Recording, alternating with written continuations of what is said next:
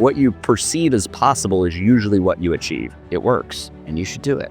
But you should do it knowing that you really can't cheat it. Like, you can't cheat it. You've got to be consistent. And that's a huge lesson for me.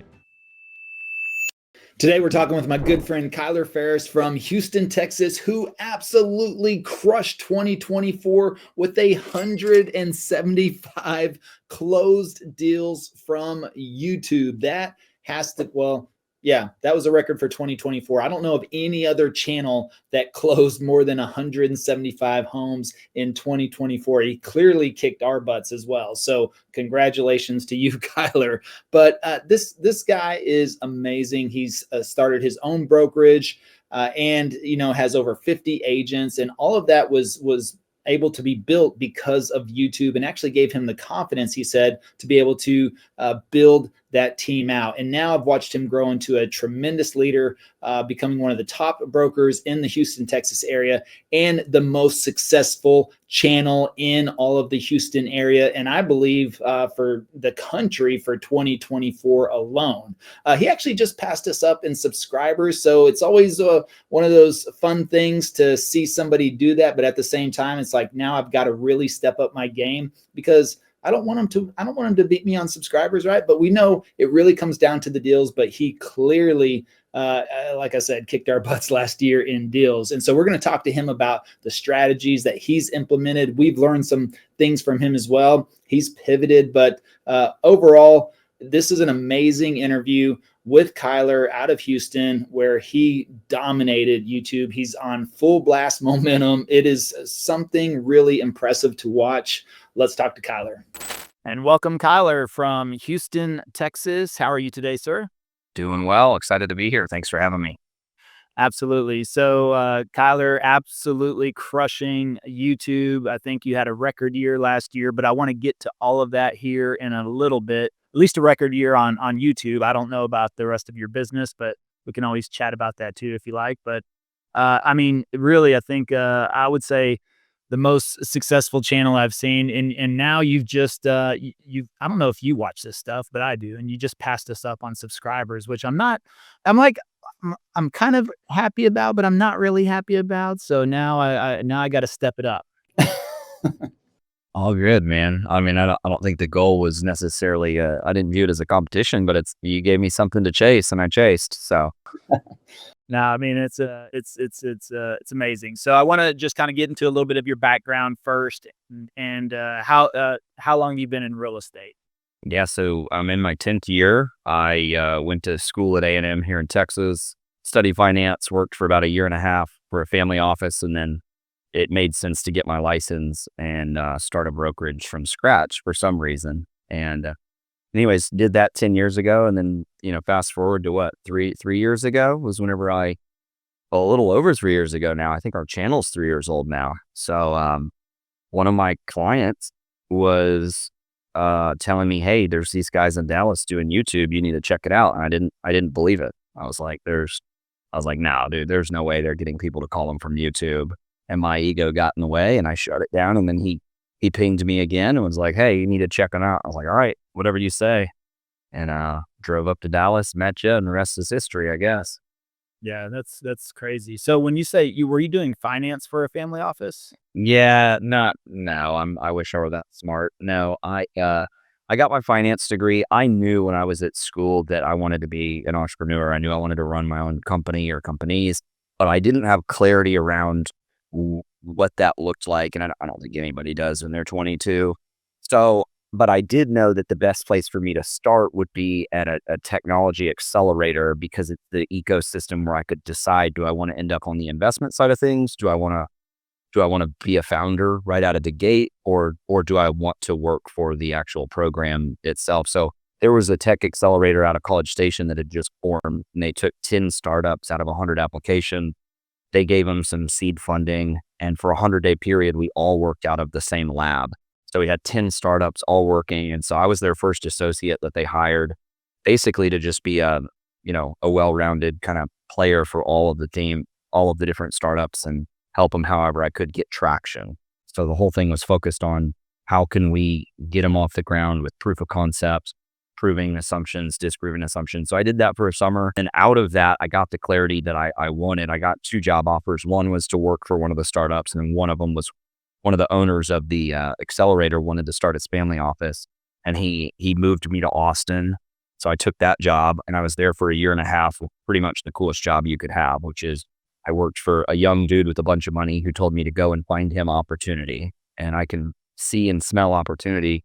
For whatever reason, it's a gift. So I said, sure.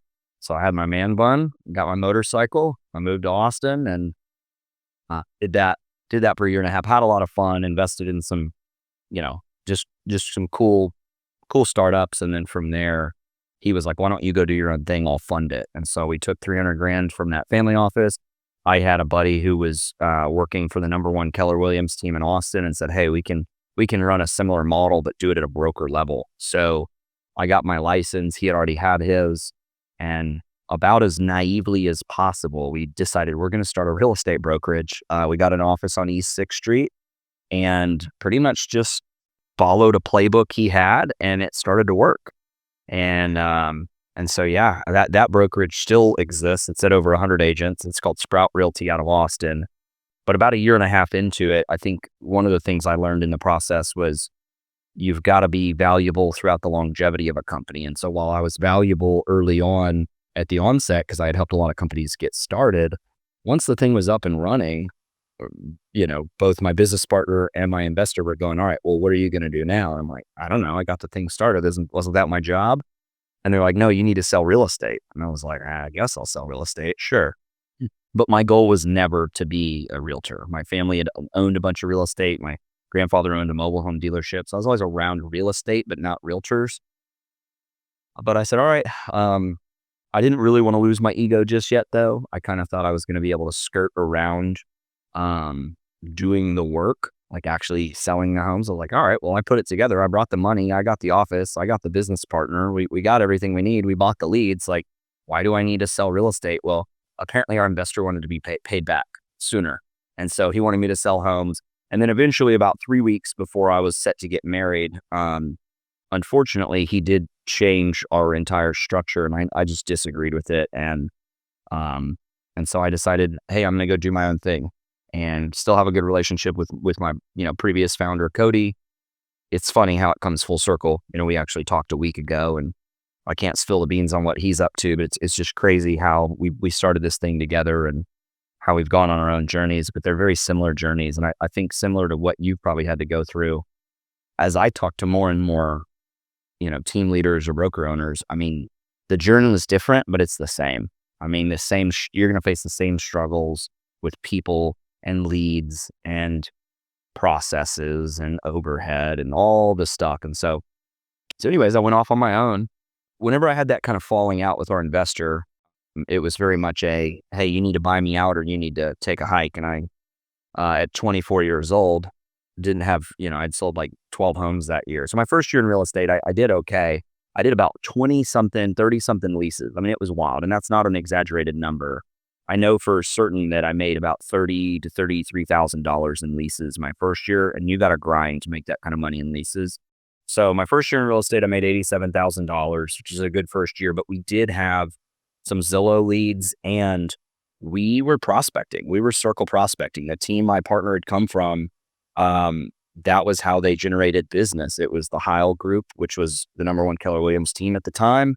And I don't know if you've ever met Tim Heil, by the way, Levi, or crossed paths with him. He runs a company called Phone Animal. It's got VAs. It does a bunch of stuff. So we had a pretty good playbook, the best playbook, really. And so, but that meant getting into the office at 8 a.m. every morning, throwing in some headsets, 4 or 5 of us in a bullpen, and hitting the phones for 2 hours, hoping people would answer, using a mojo dialer. And as much as I hated it, it at least set the ground floor for, okay, worst case scenario, I can always fall back to that and do that. But on the flip side, what it also showed me was this sucks. And I don't ever want to do this ever in my life. So I'll pretty much commit to doing anything, fast forward, hopping on camera every single week for apparently the rest of my life is what it looks like right now. But yeah, I'd rather do that than cold call people for 2 hours every single morning. So after I went my separate ways, I stayed in Austin for about 2 years, maybe a year and a half after I left the brokerage. And got mentored for the first time really by an agent that I really respect out of Boston, Chad Goldwasser. And he had run a couple of big brokerages at the time. If anybody's on here and got their real estate license through Aceable, did their continuing education, Chad teaches some of those sections on there. And I was actually the one that connected him with Aceable because my friend worked at Aceable, and like they had me come in for a interview, and I was like, actually, Chad would be better for that. So about 6 years ago, just over, I moved back to Conroe, Houston, where I grew up, and that's really where my business took off. I had about 3 or 4 years of experience under my belt, and I started to realize nobody's going to do it for me. I've got to fall in love with the work, and that's really where things shifted. My wife was making over $100,000 a year as a nurse practitioner. She said, "Hey, I want to be a mom. I want to be a stay-at-home mom." And I said, "Well, quit your job." And there's no way to motivate a man, in my opinion, than, to say, "Hey, let's start a family," and you're going to quit, and it's all on me. And that's what I needed. I needed a kick in the butt, and that's all I needed. The rest is history. I woke up every single day and, worked my tail off and haven't looked back. But I will say there was an inflection point. I was sitting in after my first year back here in Conroe. I think my goal, a lot of people's goals in real estate is, man, I want to make $100,000, right? I want to make $100,000 in a year. And I remember sitting by the fire pit. It was the end of my first year back here. And I was hanging out with my buddy. I won't name him because I'm going to tell you how much money he makes, but I'm sitting in the backyard, and I was like, "Man," he's like, "How's your business?" I was like, "It's good, man. I'm a little bummed." I was like, "I came up $1,000 short." He's like, "Of what?" I was like, "My goal is to make $100,000 this year. I made 99,000.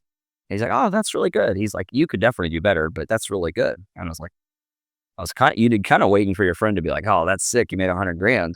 He did not say that. He's like, I was like, "Well, you really think I could do more?" He's like, "You could do more." I was like, "Why? Like, what did you make?" He's like, 420,000. I was like, "You made 420,000 last year?" And he's a financial advisor. And I was like, I got to step up my game. Guess how much money I made the next year? 420,000.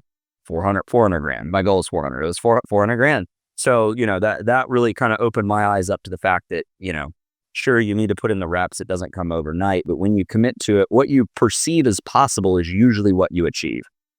And that's a huge lesson for me, is what I perceive as possible is what I achieve. And so I have to frequently check in as we have the progress and the momentum we have, which I haven't even gotten to like where we're at as a brokerage, but that's just as a personal agent.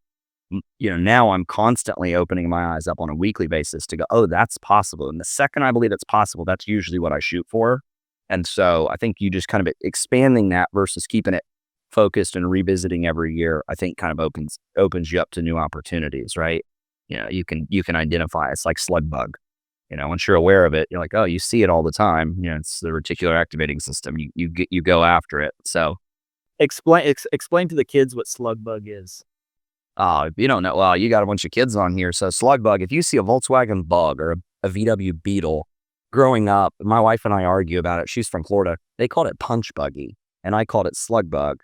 But no matter what, if you saw one on the road, it was your one free opportunity to punch your friend or sibling, probably not parent, as hard as you possibly could, with, I would say, zero repercussions, unless it's like an older brother, and then you'll probably get the crap knocked out of you. But yeah, slug bug, no slug backs, or punch buggy, no punch backs. So, but I use that as an example of saying, like, the second you're aware of something and it becomes conscious, it's, opportunities everywhere, and it's always been there, and it's still there. Every dollar, well, I was going to say every dollar, exists right now, existed yesterday. That's not true. Our government prints it for fun, but theoretically, whatever dollars are in your bank account were there before you just had to go out and get them, and somebody else had them. And so I don't know. I like to operate with the mindset that there's abundance. There's a lot out there, and you just got to figure out how to go and grab it. There's a bunch of different ways.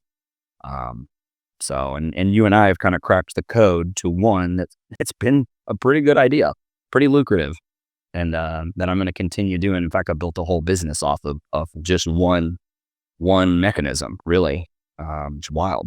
Yeah, crazy. I know for me, that's, it's a big reason why I like events and conferences, and just because you get around high level people, especially whether it's real estate or business, and you hear those numbers or revenue, and it's always like, okay, just whenever I feel like I'm doing okay, and I learn, oh, this person's doing double. I'm always looking. I'm always like, it's the best thing for me. You and I are competitive guys, and one of the things I've always appreciated about our friendship is, like, both of us have to kind of swallow it and say, "Hey, what are you up to? How'd you do?" And we go back and forth and we learn from each other. And I watch your channel, but I also watch other channels, and I don't assume I know it all because I don't. And the other thing I don't assume is that just because we've cracked it right now doesn't mean somebody's not going to come along and snake us, right? And so I'm keeping my eyes out for the young guys, because when you start with a fresh channel and a fresh audience, our channels are kind of locked into the foundations that we used 3 years ago when we created it. But knowing what I know now, I mean, starting from scratch, some people have the opportunity to grow these things even faster than we did and get leads even quicker than we got.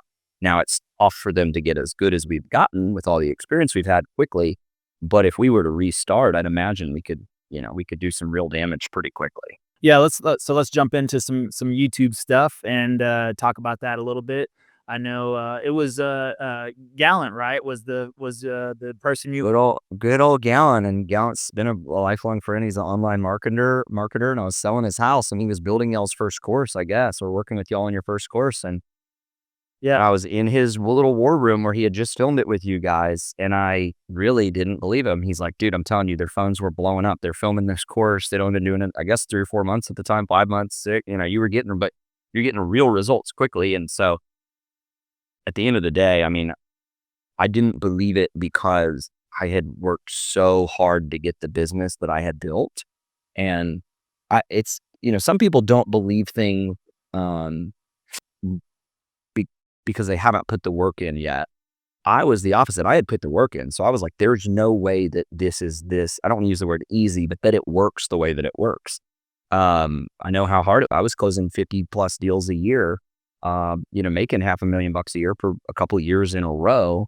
And I knew how hard it was to close these deals and to get clients. And I had finally cracked the code, on just, your sphere and your personal. And so that but I was at a point in my life where I was like, you can't really, without scaling, you can't really make more than five, maybe depending on your market, you could make more. But in our market, with our average price points, you can't really make more than about 500 grand a year without starting to hire assistants, without, having serious overhead, and without needing to scale. And until you're at a point where, yeah, you're just dealing with ultra luxury and maybe you sell 10 really big homes a year, 10, $3 million home, $3 million homes a year, and you make $1 million, right? But other than that, most people don't do that. So at that point, I was very open to, hey, what is the next step? And I was the engine to my business, and I was having my first kid, and I was missing dinners, and I just saw everything I was going to miss out on if I kept on the same path I was on. But on the flip side, I saw everything I would miss out on if I stopped making the amount of money I was making. And that's when I was like, all right, I'm going to go take these guys seriously. And, luckily, to be very blunt, y'all weren't far enough along in this to tell me not to drive in my car and show up and go to dinner, and hey, tell me all your secrets. Tell me what are y'all doing? How's this work? I think y'all were probably at a place where you were still pretty eager to get people that cared enough about it to take it and run with it, and that's what I did, and it's funny. I can't believe that was 3 years ago now that I think about it. I remember coming up there in my car with Clayton and y'all going and eating seafood with you guys. So That was great. No, yeah, I mean, because when we recorded with Gallant, and that was really Travis. I mean, I had really zero intention to kind of go down that route, and Travis was like, "Hey, man, you should put this in a course, and then we can help other people do that." And I was like, "Okay, all right." And he goes, "I got this guy down in Houston, and he can help us do it." And we knocked that out in a weekend. And we just had closed about 100,000 in GCI. And, and you mentioned a couple of points. One thing I see for sure is right now, when people actually get the first phone call and then they move to the first under contract and they get the first closing, their business just starts to really compound from there on YouTube, because either the belief factor or the manifestation or the universe, whatever kicks in, and all of a sudden it becomes extremely real to them, and they start to really grow from there. Most people though will quit right before that happens, and that's the downside. But yeah, for you, I mean, coming up there, that was really interesting, because yeah, you were probably the first person that took what we had and then modeled that, and then said, okay, yeah, I'm gonna work on this and do it. And we didn't know what we had was even duplicatable or whatnot, but it definitely depends on work ethic, and I know you're one of those guys. And so you implement this into your business. Do you remember? I think I know what your first year stats were. You did about 22 million, right? The first year. I'm trying no, so it's gone quick. So we're in year 3 of YouTube, but just to fast forward, so we're in golly, we're in April 2025. So 2023, the beginning of 2023, we had our channel for 9 months. That's when I decided that there was too much opportunity for me and that I had to build something. And I hired Jason, who's still my operations manager, a Marine, 21 years, 9 tours, very, very killer guy to have in your business to help me build this. Couldn't have done it without him. But we went independent, and we were a small team. We weren't even a team. Let's just say we started from scratch. We had one agent. We were starting from scratch. You don't, not to offend anybody out there, but if it's you and one other person, it's really not a team. A team is a team. You got to build it. It takes a long time. And so we started from scratch and we went independent. And so I don't remember our year 1 stats because they're muddled because I was closing a lot of those deals. But let's just say I was typically an agent selling between 17 and $20 million a year prior to YouTube. I'm trying to remember how many we closed that first year. Oh, no, maybe it was 12. I think I have an old post from you that said, first year on YouTube, 22 homes, maybe. That's what I was. That might have been something like that. But here's what I do know. We posted our first video in March of 2022. And I was sitting in the studio, this little co-working space we were renting, and I was about to leave. And we didn't have it boss set up yet. Or at the time, I don't even think we had Go High Level. So where we taking all these calls. So my cell phone rings. And I'm like, hello, this is Kyler. And they're like, Kyler. And I'm like, yeah, this is Kyler. He's like, oh my gosh, I can't believe you answered. And I'm like, yeah, of course. How can I help you? He's like, oh, well, we're calling you from California. I'm sure you get these calls all the time. Do you have some time to chat? We would love to connect with you. We really think the Woodlands is. And I'm like, yeah, I got some time right now. And I sit back down, and sure enough, it wasn't the first deal I closed, but it was the first lead I got. Ended up closing him a couple months later for $900,000 in the Woodlands. First lead I ever got. Tony and Kim, I won't say their last name, but Tony and Kim, they're awesome, and bought a home in the Woodlands. Some of my most raving loyal fans to this day. And but then maybe a week later, I got another guy that called. He bought a house that week, and that was my first closing. Sight unseen, which I don't love in hindsight, but he just bought a house. I went and filmed it. He bought it. We closed. I'm trying to remember if I even met him. But after that, once I saw the writing on the wall that this worked, I think to your point, people will quit before it. They'll quit when what's the word? They'll just quit too early. Anyways, I'm very thankful we got the results we did as quickly as we did, and I believed in it because of what you guys had done. And I'm just the type of person. There are certain times I'll look at something and go, no, I can't do that. But this was one of those things that said I can do that. And not everybody can, as you probably learned coaching. Like not everybody can. I say that, and I say everybody can do levels of it, but my goal was like I want to be the biggest channel in the country. I want to do it at the highest level, and so I wrote out what all that meant, and it meant spending money. It meant production quality. It meant content quality. It meant I had to become one with YouTube. And here's the biggest one that throughout all this for 3 years that I've learned is because I've had a lot of people come to me say, hey, how'd you build your channel? And I don't do the coaching thing that you do. And so I'll help people, but I just tell them, look, is your goal to have somebody on your team do this for you? And they're like, yeah. And I said, well, good luck. And they're like, why? I'm like, I do it. Like, all right, I do it. You can, to get the results we've gotten, you can't outsource learning it. You have to be the student. And I think that's one of the things that separated us from a lot of the teams that I respect and that I know, and that hasn't been our business model. And I'll tell you, being a full-time YouTuber and a leader of a company now, we're right around 50 agents, and we'll probably be at 75, 80 by the end of the year. And we closed 368 transactions last year, and out of those, 175 were from our YouTube channel, and that's closed. Yeah, so it's heavy. We did 4.9, just under $5 million in GCI in year 2 as a brokerage, year 3 as a channel, and so it works, and you should do it. But you should do it knowing that you really can't cheat it. Like, you can't cheat it. You've got to be consistent. You can't be scared of it. I'll say this. I remember filming our very first video of the Woodlands, which is still the #1 vlog on the Woodlands, for better or for worse. It's crazy. After 3 years, you type in the Woodlands, Texas, it still pops up, which I will say we had an advantage, Levi. Like, there are things I would do now differently, but for whatever reason, we were able, being the first movers, to gobble up a lot of those keywords. And what the first year, I pretty much did it exactly how y'all showed me, and it really gave us a foundation to eat the keywords. And then from there, that's when I started pivoting and kind of learning on my own and saying, hey, I'm going to do individual neighborhoods. And, I never personally loved the office videos. It's just easier for me to show up and film, and, the energy's there. So, but anyways, so that's where we're at today. First year, man, I don't remember. I would need to go back and look, but it was enough for me to go, oh my gosh, I'm going to put everything into it. Let's just put it that way. And I really committed to that. I borrowed the belief from you guys. I don't think many people have probably come in and done what we did, but you could say, oh, it wasn't necessary, but I think in hindsight, it might've been to achieve the results we've achieved. But I hired my videographer and editor day one. And I said, I'm going to be the YouTube mind. I'm not going to outsource that, but I am going to have some help.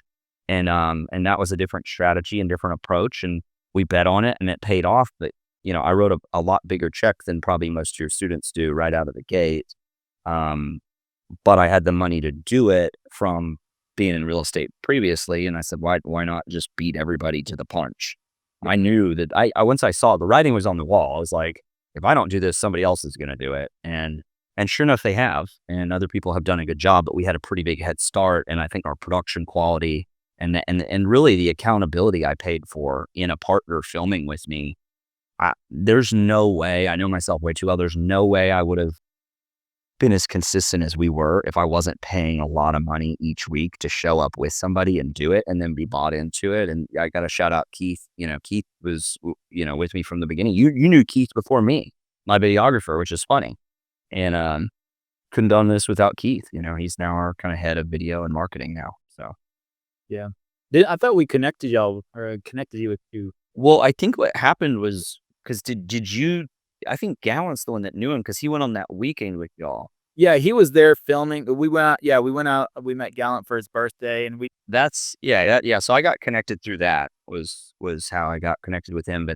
But I remember hiring him and then firing him and then rehiring him before we ever shot our first video, because I was teetering. I was like, look, Levi's proven a model that works. I don't need to spend, a couple $1,000 a month to hire a videographer editor. But I did know myself really well. One of the things I encourage anybody to do is, be authentic, be honest with yourself. I knew there was no chance of filming 2 videos a week, which we did for an entire year without missing.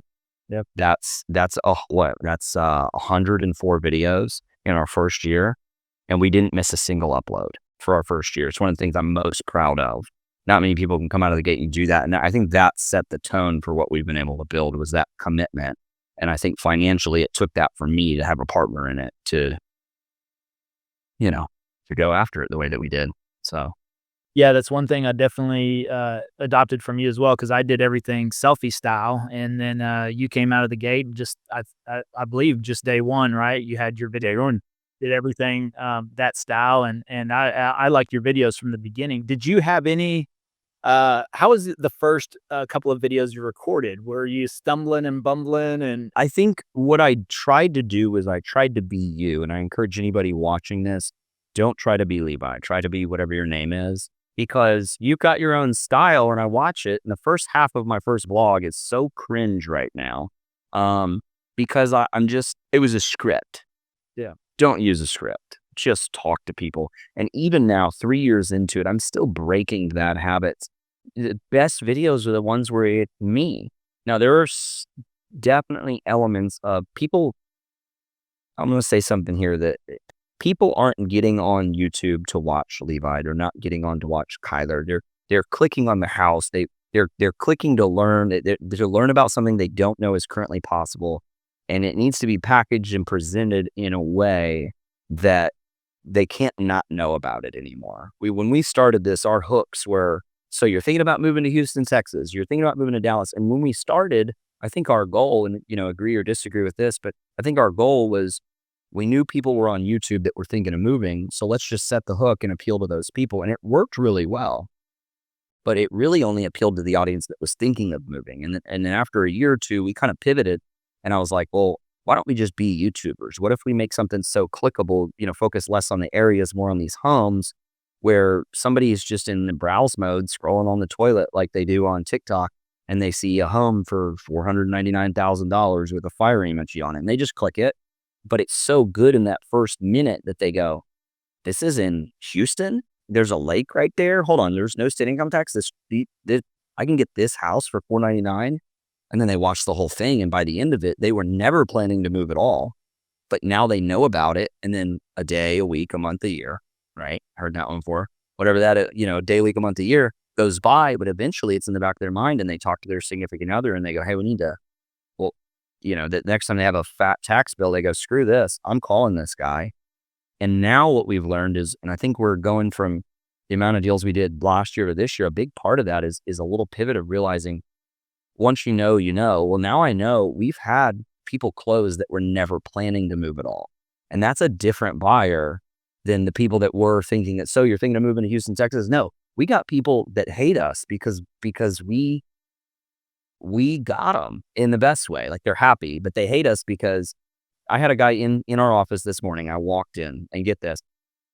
He's meeting with one of our agents. I didn't even know he's going to be in there. So I walk in, I introduce myself. And she goes, he's watched every single one of your videos. And I said, I apologize.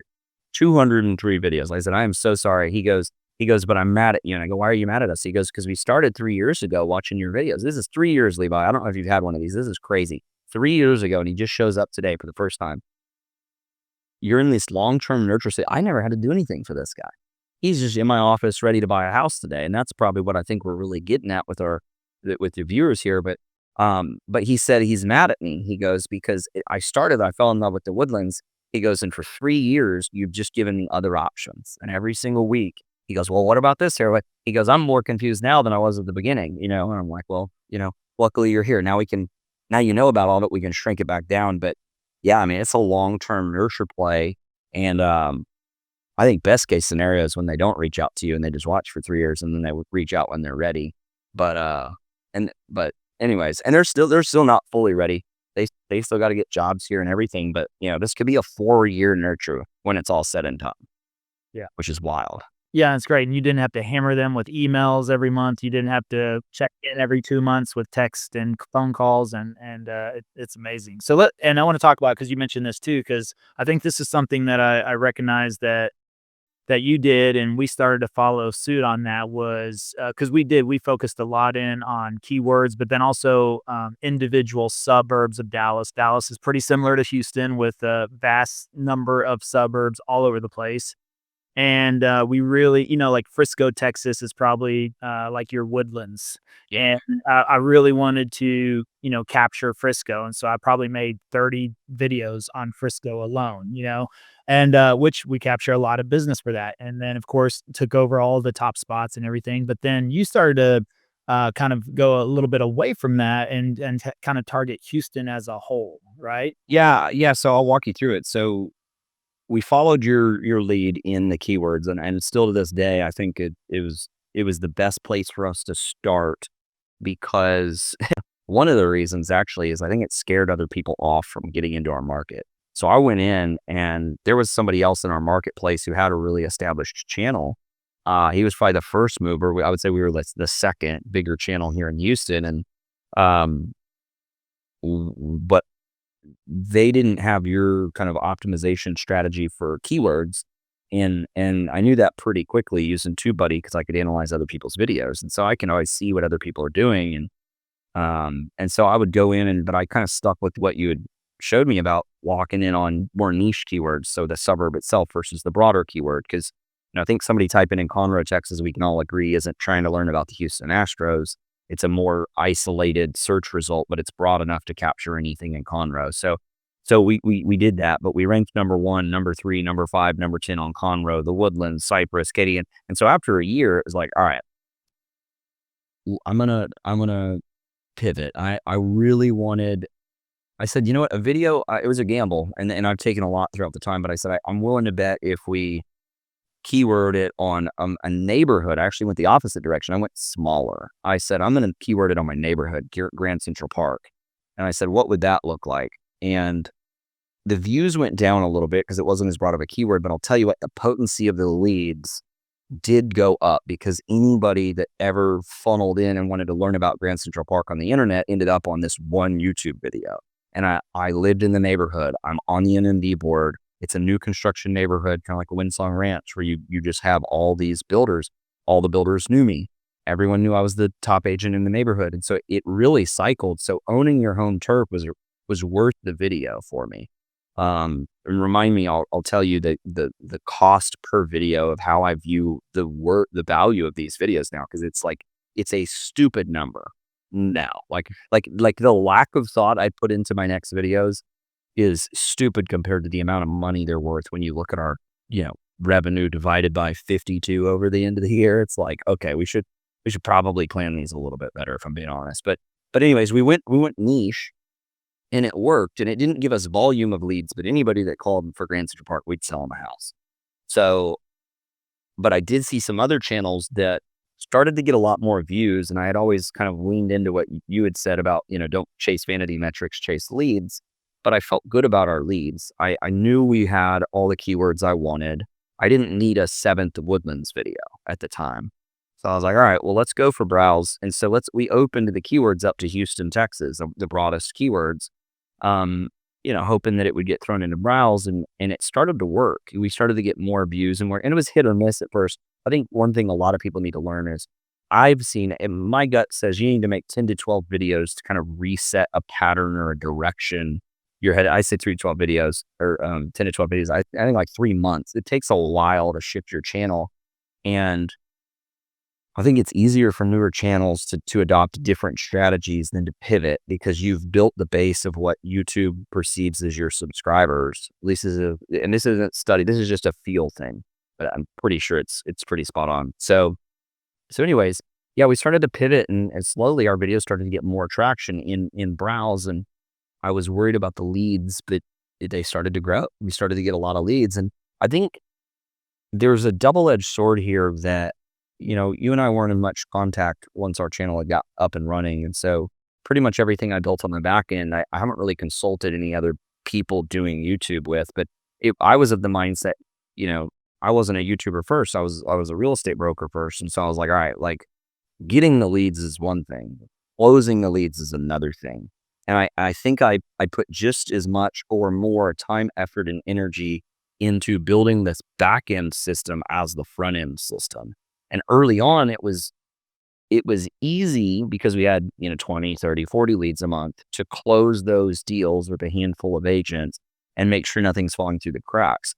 Once it started to get up, I think in our peak month, we had over 150 leads. It's settled back down, and I don't mind sharing, but I think we got 98 leads this month. So it was slow through the fall. I think it had gotten down to like maybe in the high 60s. And then, but at our peak, we had like 150. Which is wild. And I can get into some nuances there, but all that to say, I think I started to put an emphasis on, let's get more leads. They don't need to be as potent. Let's get more. And then let's just be a sales organization. Because if I can train the people and have the systems and the processes where it catches them, they don't need, sure, everyone wants a ready now buyer in your neighborhood that's at the model home park that says, I saw you on YouTube. Can I put your name on the contract? Sure. But you can't build a business just off of that. And so I said, you know what, maybe we'll lower the lead quality, but we'll do volume and we'll have more people to contact and nurture, right? So we're prospecting all over again, right? But we're prospecting people that have proven that they're pretty interested. And so now I started to focus, continue to do the videos, but we just did them. Started to just keyworded everything for a year on Houston, Texas, and just kind of let YouTube grow our audience base. One mistake I'll warn you against. We did try one thing. We went and found the cheapest homes in all of Houston. And it worked. Let me tell you, YouTube loves cheap and deals and affordable. But I remember our average price point in 2023 for closed volume was from YouTube only was 568,000. And that was 2023. 2024, it went down to like 400. Like it went down because and here's the cool part about running a channel. Interest rates had gone up. Yep. When we started the channel, interest rates were like just over 3%. I mean, you could do anything with that. We missed the boat. We missed the boat. By the way, we built this when it's been hard. We built this through like tough time. Like to close 175 deals from YouTube last year, that was hard. All the other agents in my marketplace are like, how are you doing? And I'm like, I felt bad answering. I'm like, Their 2024s were astronomically higher than 2023. Now, most people also started working a lot with us in 2023, so that was kind of like sure. production of their first year. But I'm talking about 5-6xing their business to 2024 just because of YouTube. Yeah. And so we know that the people are out there still looking, and then it definitely depends on the market. But yeah, because one of your videos, right, it hit over 1 million views, which Yeah. I haven't even done that. So I'm again, Well, let me back that one off. That's the one I'm talking crap about. So we went out, we found homes for $137,000. That's not a home. That's like a 1-bedroom apartment on sticks. So it was a real house, but man, we got 50 leads a month. It blew up our lead count. It gave, stuff for our newer agents to, sink their teeth into, but it really didn't turn into closings. It didn't turn into results. And what it ended up doing is it started to build a subscriber base of cheap buyers that aren't qualified. And so be careful. I mean, it really is true. What you put out there is what you'll attract. And I don't regret pivoting when interest rates went up to almost 8%. About 2 years ago, I saw it going that way, and I said, we're going to lower our price point. We're going pure volume because $600,000 buyers are now $400,000 buyers. And we filmed every single neighborhood, and it felt like filming. You can only film a boring 2,000 square foot home with the same closets. Like it feels redundant, but I'll tell you, it brought in the business we needed to grow. And so I want to say our in 2023, we were somewhere around like 68 YouTube closings, and then jumping to 175. So that's twofold. It's new leads coming in, but it's also the long-term nurtures. So it's the real estate back end of it, of having a very well-oiled machine. And another, going back to the same, I guess, core competencies of like, you can't outsource your business if you want it to really like be the best business. So I don't outsource optimizing my videos. I still optimize every video on my own. My editor uploads it, but I'm in there keywording it, everything, titling it, and then I'm watching it. That first hour, if it's not performing well, I'm changing it. I'm tweaking it. I'm making edits. I'm calling my guy saying, hey, I need a new thumbnail. This one sucks. And then we don't overdo it, but we'll tweak it once or twice and let it ride and, see if it's performing better or worse. But when it comes to the back end and the closing the leads, I manually assign every single lead. So all these teams round robin these leads, and I've got my phone right here. I've got only recently, we've got a VA in there full time. And funny, as we speak, I just got a lead, and I don't think it's going to show my screen so nobody can see it. But 22 minutes ago, somebody filled out a survey, $250,000 to $350,000, 6 to 12 months, Cypress for Houston. They filled out our survey. We I think we're one of the first people to put a survey link up there, and that was out of necessity. Everybody told me not to do it. Everybody said, no, you need to answer the phone. That's real estate, speed the lead. But I can't answer all of these calls, and I had to create that stopgap. And so we put the survey up, and it still works to this day, and it doesn't capture everybody. It's actually nauseating to see how we have the analytics of how many people click on it and don't finish it. I think we had 642 people click on it last month. oh wow, We did not get 642 leads. Right. So there's a level of it shows us they want to bite, and it's all about conversion, man. You look at tiny hinges swing big doors. I know you and I both know John Cheplak, but he says that couldn't be more true. You could put in all of this work, and if your lead form just can be optimized to double the amount of people that finish it, that's double the leads, right? And so I'm really focused on the numbers. But anyways, I go in here, I got a new lead, I manually assign it to one of our agents, and it's and I do it, and I'm in pods, and I'm leading the agents on a weekly basis, and I know where every single lead stands, and I get a progress report from our VA that if the agents aren't following their standard follow-up rules, that they're getting pinged, and I'm getting a notification, and I can hold those agents accountable to it. So really, these long-term nurtures those people aren't falling through the gaps. We're staying close enough. We're closing that gap with that client where even though they reached out now and they're not ready for a year, we're talking to them at a high enough frequency where they have no other place to go when the time does come for them to close. And I think that's the difference in doubling your business year over year, is having systems and processes to capture more than the ready now buyer to have that nurture. And I think you have to combine them both, because it's just a huge disservice to put in all this work on YouTube and not close at 100, not close at the highest possible level. And then vice versa, to have this system where you can close deals, you're just not getting any leads. So I think they're both kind of equally important. So I'm tweaking that every single day. Yeah. No, conversion, absolutely key. You definitely have to handle those clients and also take care of them accordingly. So let me ask you this. What you mentioned, being in there on the first hour, kind of tweaking some things. What do you like to see? Do you have a click-through rate you like to have in the beginning? Because Finish and then I'll answer. yeah, I mean, so of course, click-through rate is going to either come down as video views go up usually, and then also at some point. But yeah, initially, you can get high click-through rates at the very beginning within the first hour, so that could be a little bit misleading as well. So is it the title or thumbnail? Are you looking for a certain view count within the first? Are you looking for the ranking? Are you trying to be one? I mean, I'm always trying to be 1 out of 10, but Yeah, I think I'm looking at the whole thing. I don't stick to one analytic. I'm really, it's a feel game, right? It's like, I don't know a good analogy, but it's not my first time stepping into the batter's box. So I'm not stepping in going, man, I don't know what to expect. And then the pitch goes by and it goes, oh, and I go, oh my gosh, it's that fast. I'm at the place now where I step in the batter's box and I'm seeing if the pitcher has a tick. And I know that he's going to throw a curveball. Like, I'm that ingrained with YouTube and the algorithm, just from keywording every video, titling every single video. I'm the one, even though my designer Keith is doing the thumbnails, I'm the one saying, no, tweak it this way, tweak it. We'll hop on a call for an hour if we have to before that video goes live, until I just visually go, okay, that looks good. And then we'll use tools. Like, we will use TubeBuddy, their AI thumbnail analyzer. But at the end of the day, if that video comes out, I'm in the mobile app of YouTube behind the scenes, whatever it's called, YouTube Studio, and I'm watching the analytics. I wish I could pull it up, but I'm watching and I'm seeing if it's a 1 right out of the gate.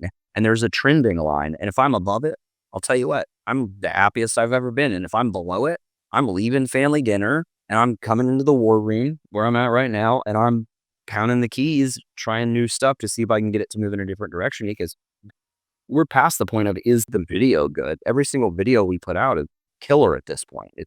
But does YouTube value it? And man, it's so silly. You and I both know that no matter how much you try, you control what you can control, and the rest is just up to the YouTube gods. But there are some levers to pull. But I will say this: over time, I mean, you look at our titles and our thumbnail. I mean, there's a pattern. Affordable, builders hate it, but cheap works every single time. Deals, affordable, cheap deals. And then I still keyword stuff. A lot of people don't. Other channels that I know doing really well don't, but I can't shake it. So I'll still stuff Houston, Texas in there, and whatever your keywords are, being in the title, and then making it that first tag. And those are non-negotiables for me. And what do you do as the first tag? Just Houston, Texas? the first tag is always whatever I set the keyword on. So when I go to optimize in TubeBuddy, I still use SEO Studio. And so sometimes I will do Keyword Explorer first, and I'll check and see which keyword. I think at this point it's pretty intuitive. It's like, all right, I want to do Houston, or and I'll say this. What's funny is I've circled back. So now I'm like going back to Cypress, Texas, with these home vlog tours, because I do want our vlogs to show up when people are typing Cypress, because these neighborhood vlogs, by the way, for whoever's watching, feel free to check out our channel.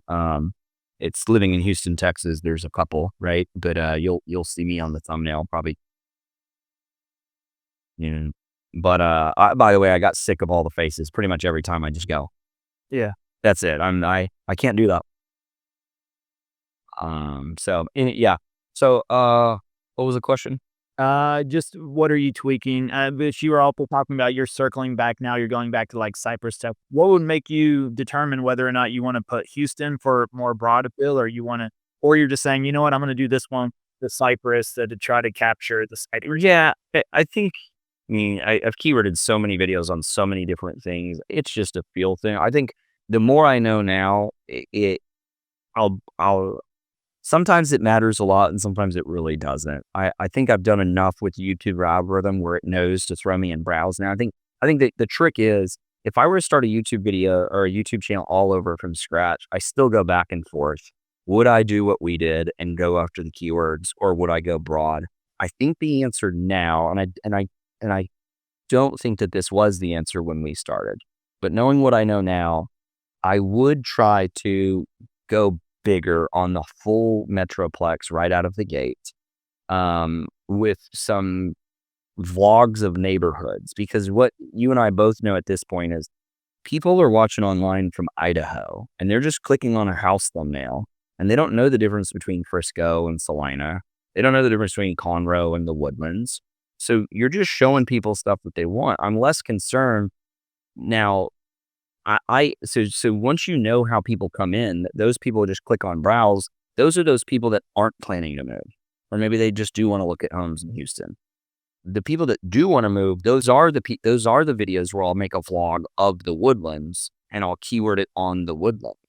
So I'm actually going after two different people, and I think that's probably the best way to break it down for you and for anybody that's watching. Is it really depends on the video.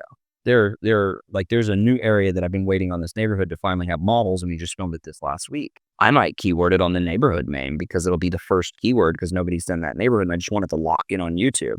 It might not get all the views, but anybody that types in that new neighborhood, we're just going to dominate it. And that's and I didn't even think about that till this moment. I need to remind myself to do it, but it's called Creston. There's no keywords for Creston. And there is a first mover thing. I think you can lock in and own these keywords early on, and good luck being some newbie on the block, trying to come in when I've got 50,000 subscribers and take that keyword from me, which, by the way, not to discourage anybody, it still happens. There are some new channels that pop up and it makes no sense. And that's where I think TubeBuddy does one thing. It doesn't guarantee your video will be successful. It guarantees that you put your video in the best spot to be successful. And that's all you can do. At that point, you can't, unless you know somebody I can bribe at YouTube, leave a like, let me know. But that would be lucrative, actually. But other than that, but no. And then still to this date, we've never done paid traffic or anything like that. Have y'all done paid traffic to anything? So it's still all organic for you guys. And then have you done anything? So, I haven't really asked you anything. Can I ask you a question or no? Yeah, of course. Are y'all doing any? So we've started to get some listings, but they're kind of the byproduct of local people knowing about us now. So one of the benefits of having a big channel is builders, who we are now. They send us business. There's stuff like that. But is there any videos you're making to crack listings where people are calling you? Because I'll use our channel to go in and win listing appointments. It's pretty easy. You just tell them, hey, pull up YouTube, type in the Woodland. My face pops up 9 times and I go, hey, anybody else in the world looking to move here knows who I am and I'm going to find them for you. So let me sell your house. But yeah, is there anything on the listing side y'all are doing that's working, or is it still pretty much all buyer heavy? To attract listings? Yeah. I think there's two things. And one, I've seen somebody else who does it well, but they do very, very extravagant home tours, and they're in a price point where their average price point is usually $1 million or above. So it really works to where It's clickable. yeah, and they're this is the only agent I know that editing is like his art as well. So it's overproduced in a good way. I mean, Yeah, it's intertwined. It's tough to replicate. yeah, very, very difficult to replicate. And of course people see that and they're like, I want my home featured that way.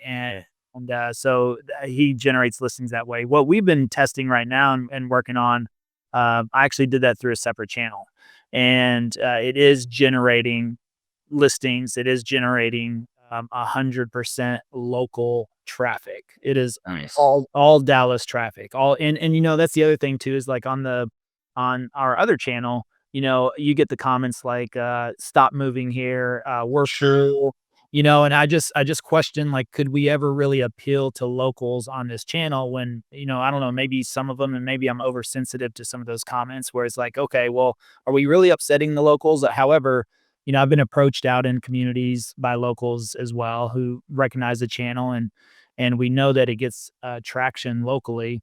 And we've gotten more listings this quarter, Q1, than probably the last 3 years, so it's all starting to compound from that. And it's definitely helps us secure every listing, really, too. I mean, when you can show them, hey, we're working with 35 active buyers right now, and our videos are getting this amount of views, and I mean, it really, really sets you apart from another agent that's just like, well, yeah, well, I'll put your house in the local magazine. So they like to see that, so it helps on that side. But yeah, on the same channel, I think that's a little bit difficult because from what I see, and what I'm seeing from most successful YouTube channels right now as well, is they really are focusing in on, kind of one format, maybe two, but still one form or a style of video. It's almost just like that repetitiveness, or the repetition of. It's consistency. It's the same template. YouTube knows what to do with it versus you change it up. So you're crazy. So you started another channel.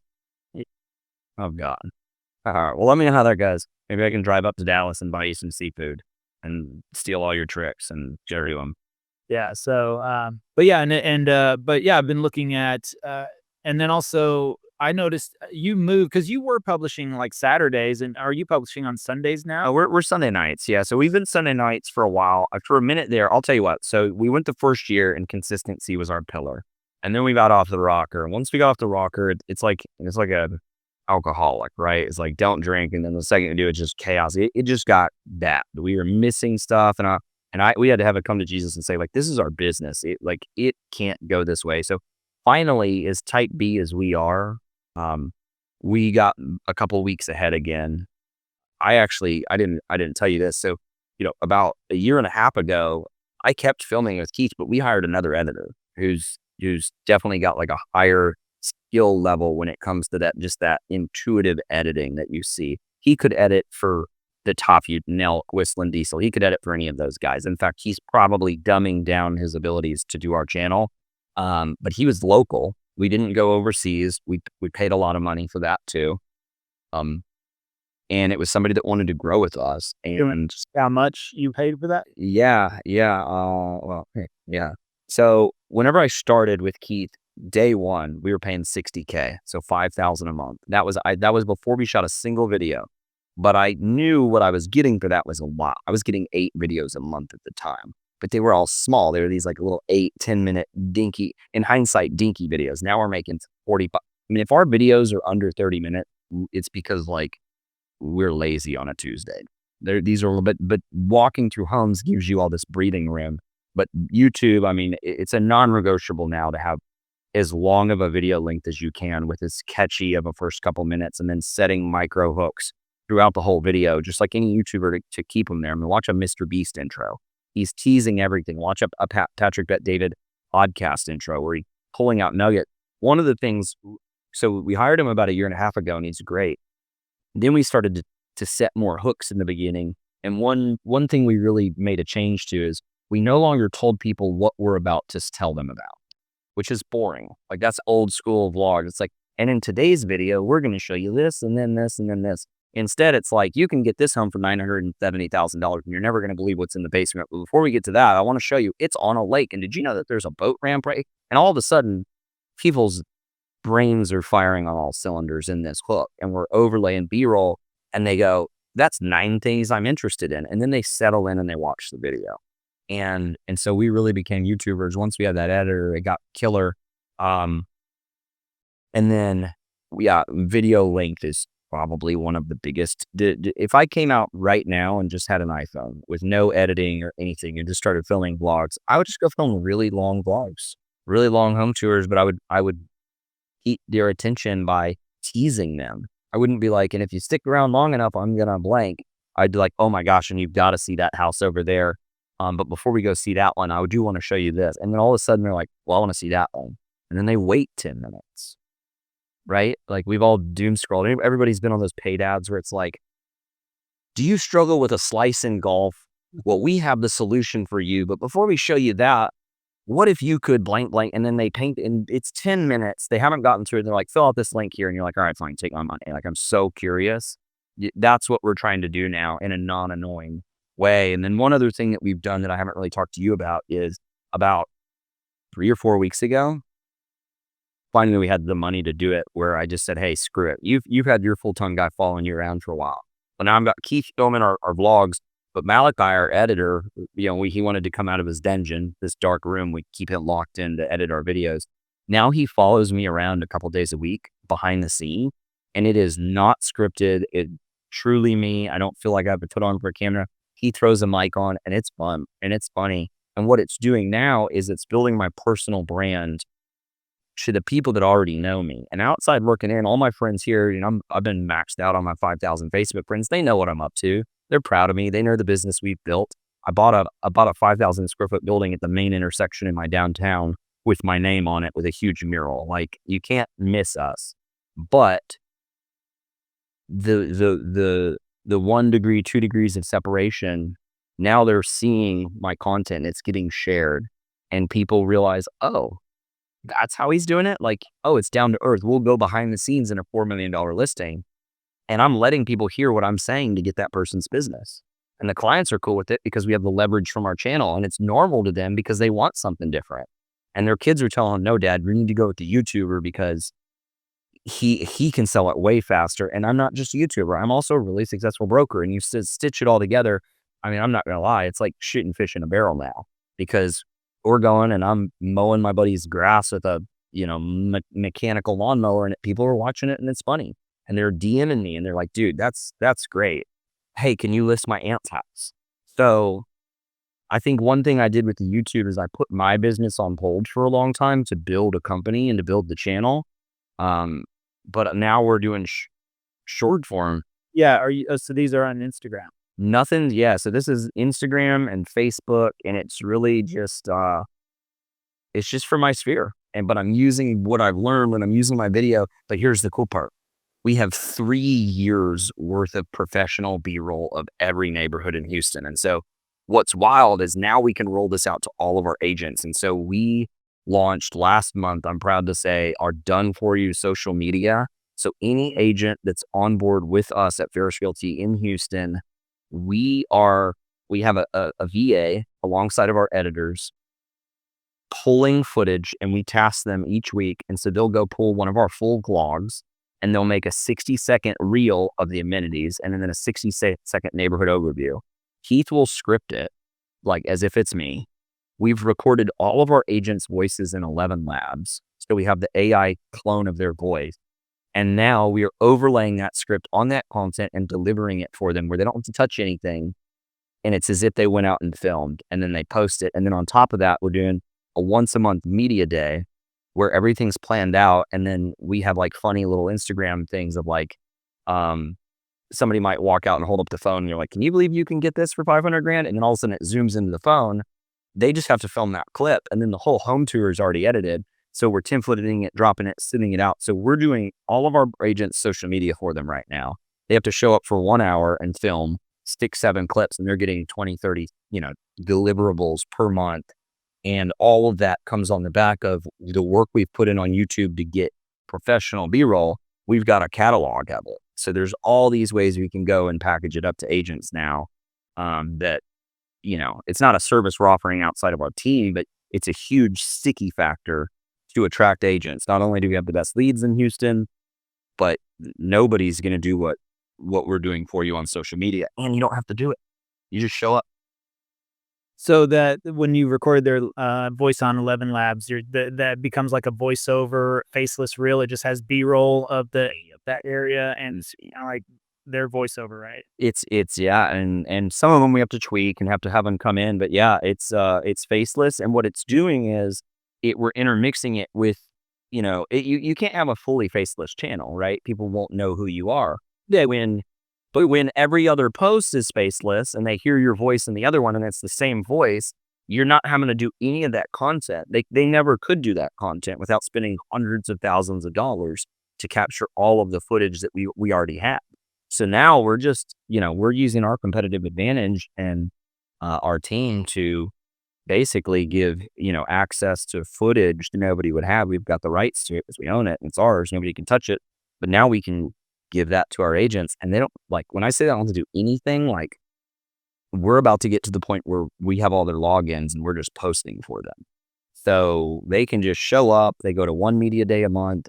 They, they just walk by casually, and then we edit it with music and put it like, some people make mistakes that you shouldn't be one of them, hire me, or whatever it is, just some cheesy thing. They don't even have to talk, but it's branded content to them that's authentic, it's real, they're in it, and then it just goes on their feed. And I can't tell you right now, because we're not tracking it, that like, oh, we've closed 67 deals from done for you media content. What I can tell you is that the agent's feedback is they went from getting zero traction and exposure to people are DMing them going, hey, that's a funny video, or hey, that was a really cool overview.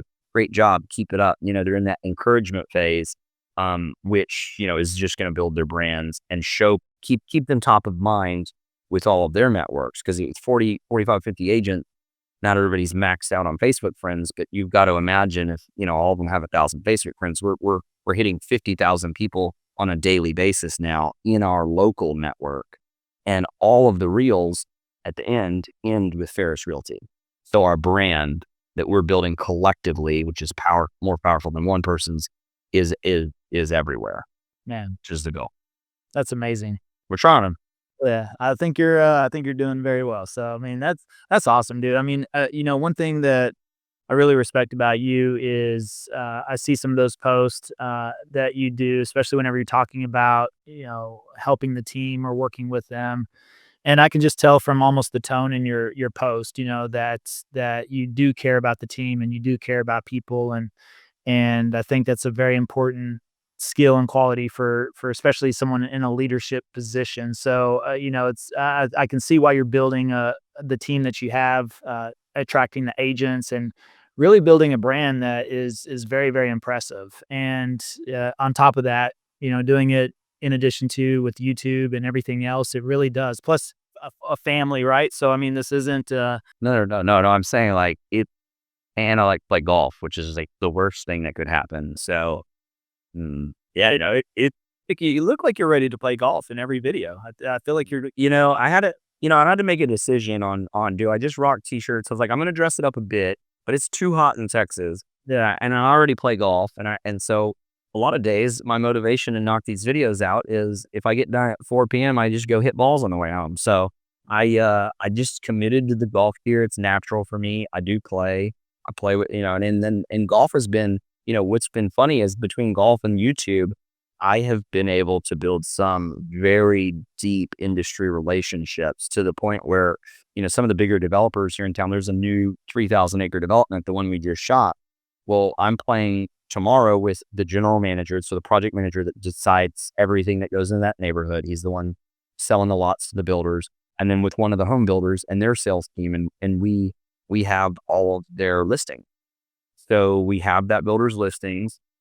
This stuff they can't sell after 30 days. They give. Oh, it's not. Hey, how many? You got all 3,000 listings, or No. Sorry. No, not 3,000. No, that's a 3,000 acre development. And then there's the builder. And the builder, yeah, they'll build maybe, I think that builder maybe builds 60 homes a year. They're more a boutique builder, but we'll get all their, listings from them. But it's these relationships that we're really starting to form. I mean, 2025, 2026 will be our year of building out our builder program where, if we close 500 units this year and we can keep pace and be on track to closing more next year, it's going to put us in a really, really big position to basically force the builders to have no other choice but for us to be the person they refer deals to when somebody needs to buy out a lease or list their home. Because when I call their division presidents at the end of the year or their sales managers and say, hey, do me a favor, how many homes did we sell with you last year? And they go 15. And I go, who sold the most with you last year? And they go, well, you guys. Okay, who sold second most? And they go, them. And they go, they sold 8. So we doubled them. Like, why don't we have your listings? We have your buyers. So I'm building it quietly now, but we'll have leverage. The thing is, if you build your channel big enough, you've got a big stick.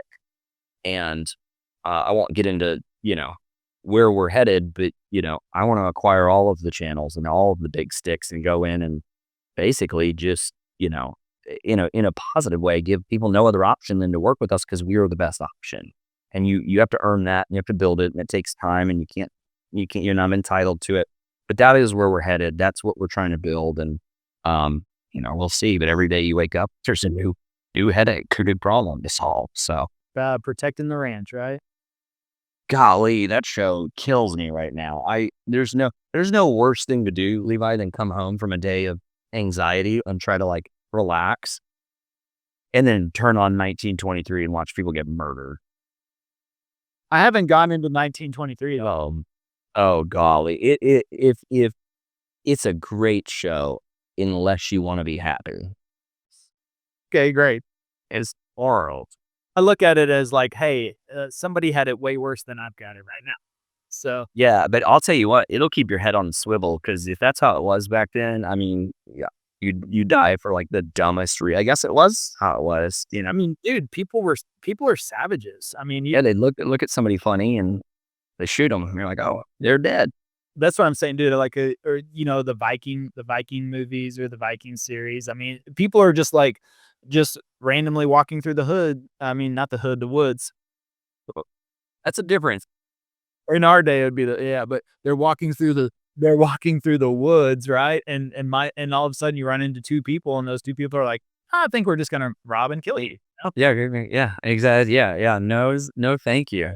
It was around to know anyway. I mean, it was still just crazy times. You think, I mean, yeah, I don't know, but you're right. It's funny because I don't know. I always say protecting the ranch now, just because I remember that scene where he's sitting on his porch. It's like 5 a.m, sunrise coming up. He's about to take the first sip of coffee, and one of the kids comes out and is like, "We got a problem." He's like, "Can't you snap a cup of coffee?" That is the exact thing. I think one other thing that's not really YouTube related, but like when you grow the channel, ideally you use it as a tool to grow into a position of leadership. And I think that was one of those things that twofold I was forced into, self-inflicted. I created enough opportunity. If anybody's on here thinking of creating a team, the best advice I heard is don't ever start a team until you have too much opportunity. And that was the exact position we built ours out of. And I would walk into rooms with all the top teams in the country. And I'll be honest, I felt kind of like I got to, cut in line because I didn't have to go through a lot of the problems they had because I did build with too much opportunity. Everything we built was based off of revenue. Yeah, I had the money to spend $5,000 a month out of the gate with an editor. And so I've been able to strategically avoid a lot of those things. It took more risk. It took risking money I had made instead of, going and buying something cool. I think I drove up to Dallas in my Porsche. I don't know if you noticed, but I sold that Porsche when I started my channel. So, reinvesting that money instead of being a ding dong. Anyways, all that to say, it Didn't know that. yeah. So don't start That's not why I sold it, but I sold it because I was having a midlife crisis when I didn't need a Porsche with a second kid on the way. I needed to build, and we're still building, and we don't have a Porsche. So, although I did take notes from you, I did buy a King Ranch F-250. So, Well, actually, we just sold that, and Travis got a Raptor. okay, yeah, that makes sense. Raptors are pretty sick, but you can't beat Glow. You can't beat the King Ranch. But anyways, I'd say that don't start something unless you have too much opportunity. And I've talked to everybody in the country, and you know this. You've been to 4 million more conferences than me, but the few I've been to, people walk up to me and they'll go, "Hey, you have something special. You have something that nobody in the whole country has." And like, I hope you know that. And I'm like, I know that. I know it. Trust me, I know it. It's why I did it. Trust me, I know it, and I'm thankful for it. And I worked hard for it. But it forced me to be a leader, and so I did have to decide early on. I knew that's where I was headed. That's a different skill set. Being a YouTuber is a different skill set than being a good realtor, but being a leader is totally different because you really have to bear the burden of being misunderstood all the time. You're working your tail off, and you're right. You did nail it. I love our people. I would do a lot for our people. And there are definitely days where I remember sitting in our office early on with Jason going, we have a decision to make. We can either stay lean and we'll have to work the deals, make a lot of money and not deal with all the BS, or we got to go big. There's no messy middle. One or the other. Let's stay leaner. Let's go big. We chose to go big. I don't regret it. There is a cost associated with that. And you can't, you're giving your time to everybody, but none of them feel like you're given enough time. You are doing everything for all the right reasons, but because people don't get to hear it from you, they assume the worst. And nobody wants it as bad as you want it. And nobody cares as much as you care. And you put your blood, sweat, and tears into building it. And they do 4 days out of the week, and you do 7 days out of the week. And so it is tough. I don't want to paint a picture to anybody like, start a YouTube and it's great. No, it's the best thing you can do and commit to doing it right. Don't half-ass it, but there's a whole lot to it. There are days I don't wish it on anybody. And then there are also days that I go, this is, the best thing I could have ever done. And praise God, that it worked out the way that it did. So.